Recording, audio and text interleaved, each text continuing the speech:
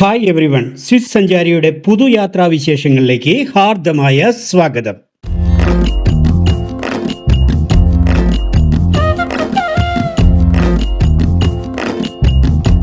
ഇന്ത്യയിലെ ഏറ്റവും ചെറിയ സംസ്ഥാനമാണെങ്കിലും ഏറ്റവും ഉയർന്ന ജീവിത നിലവാരമുള്ള സ്റ്റേറ്റാണ് ഗോവ.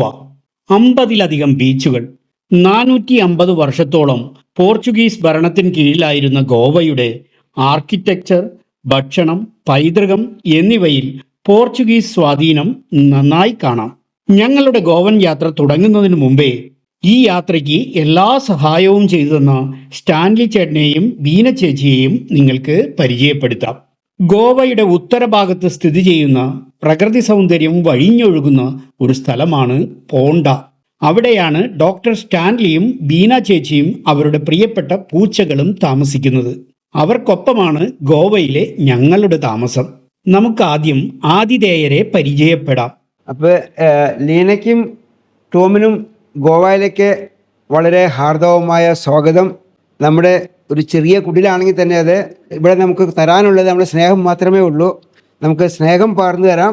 അതിനപ്പുറം നമുക്കിവിടെ തരാനായിട്ട് വേറെ ഒന്നും ഉണ്ടാകത്തില്ല. എല്ലാവർക്കും നമ്മുടെ സ്നേഹമായിട്ട് തന്ന് നമുക്കിവിടെ വളരെ സൗഹൃദമായിട്ട് ജീവിക്കാം. പിന്നെ ഒരേ കപ്പ് കട്ടൻ ചായ നമുക്ക് ഉണ്ടാക്കാം, അത് നമുക്ക് ഉണ്ടാക്കി കഴിക്കാം. പിന്നെ നമുക്ക് സ്നേഹത്തിന് വേണ്ടി നമുക്ക് ഇവിടെ നമ്മുടെ ഇവരൊക്കെ ഉണ്ട്. നമ്മുടെ കൂട്ടത്തിൽ ഇവരൊക്കെ നമുക്ക് സ്നേഹം തരുന്ന വളരെ നല്ല ആൾക്കാരാണ്.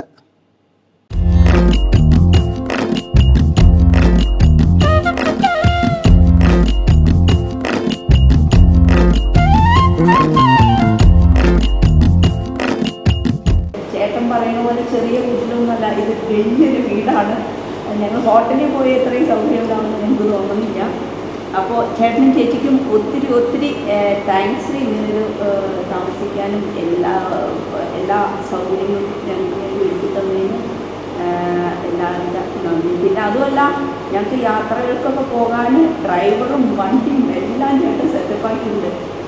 അതുകൊണ്ട് ഞങ്ങൾക്ക് ഒന്നിനും ആ ഫ്ലൈറ്റ് ഇറങ്ങി ഇവിടെ വരേണ്ട ആവശ്യമുണ്ടായിരുന്നു. വേറെ ഒരു ബുദ്ധിമുട്ട് ഞങ്ങൾക്ക് ഉണ്ടായിട്ടില്ല.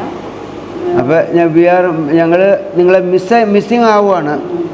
ഞങ്ങൾ സ്വിറ്റ്സർലൻഡിലേക്ക് വരാം. ഓക്കെ, തീർച്ചയായിട്ടും. 2024 ഞങ്ങൾക്ക് യാത്രകളുടെ വർഷമായിരുന്നു. 2023-ലും 2024-ലുമാണ് ഞങ്ങൾ കൂടുതൽ യാത്ര ചെയ്തത്. ഈ 2 വർഷങ്ങളിലെ ലോകസഞ്ചാരമാണ് എന്നിലെ സഞ്ചാരിയെ കൂടുതൽ ഉണർത്തിയത്. 2024 ഏപ്രിൽ മാസത്തെ സൗത്ത് ആഫ്രിക്കൻ സഞ്ചാരത്തിലാണ് ഞങ്ങൾ സ്റ്റാൻലി ചേട്ടനെയും കുടുംബത്തെയും പരിചയപ്പെടുന്നത്. ഗോവയിൽ നിന്നുള്ള 4 ഫാമിലികൾ ഞങ്ങളുടെ സൗത്ത് ആഫ്രിക്കൻ സഞ്ചാര ഗ്രൂപ്പിലുണ്ടായിരുന്നു.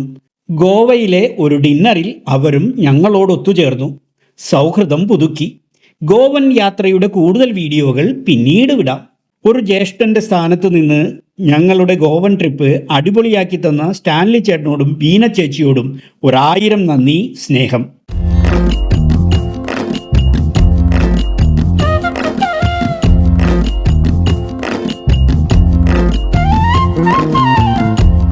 മറ്റൊരു പുത്തൻ യാത്രാവിശേഷങ്ങളുമായി നമുക്ക് വീണ്ടും കാണാം. അതുവരേക്കും സ്വിസ് സഞ്ചാരിയുടെ നല്ല നമസ്കാരം. Good bye.